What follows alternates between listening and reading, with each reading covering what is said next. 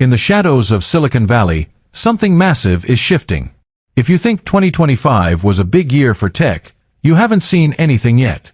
We are currently in January 2026, and the air around Cupertino is thick with a kind of energy we haven't felt since the original iPhone launch. Apple has just broken its own tradition. Usually, January is a quiet month of internal meetings and software polish, but today, everything changed. We are witnessing the Apple Experience in Los Angeles, a secret, creator-focused event that has sent shockwaves through the industry. This isn't just a mid-cycle refresh. This is the moment Apple decided to reclaim its throne from the AI-pinned startups and the foldable competitors. Welcome to my channel Tech Launch. Subscribe my channel and click on the bell icon for the new tech updates. Today, we are breaking down the reality of the January 2026 Apple event, the products that are hitting shelves right now, the one more thing that no one saw coming, and why the MacBook you're holding just became a relic of the past. The headline of this event isn't just a faster chip, it's a total reimagining of the professional workflow. We are looking at the M5 Pro and M5 Max MacBook Pros.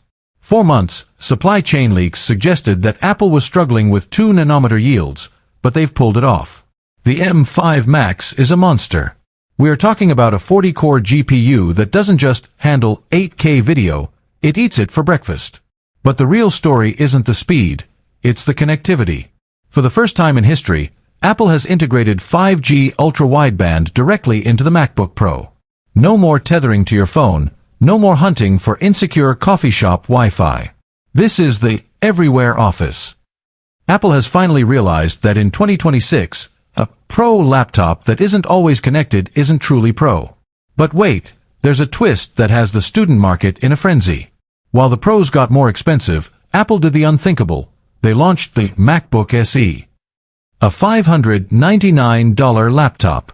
It's thin, it's light, it runs on an A18 Pro chip, the same one from the iPhone 17, and it's designed to kill the Chromebook once and for all.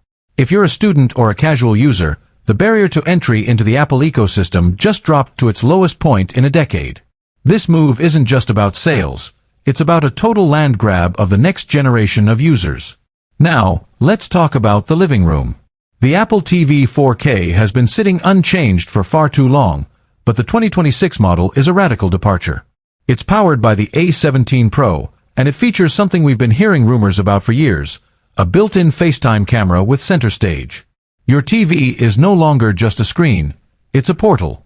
With the new shared reality feature in tvOS 26, you can watch a movie with friends across the country, and their avatars will appear on your couch via your Vision Pro or as a picture-in-picture on your screen.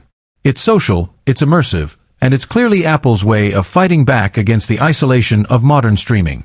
And speaking of the Vision Pro, the January surprise involves a massive hardware revision. It's not a Vision Pro 2 yet, but they've introduced the Vision Pro M5 edition. It's lighter, it uses a new dual-knit comfort band that finally solves the weight distribution issues, and most importantly, it's now $500 cheaper. Apple is desperate to get this technology onto more faces, and by leveraging the M5 chip, they've managed to increase the battery life to nearly 4 hours on a single charge. This is the version that will take spatial computing from a rich man's toy to a legitimate productivity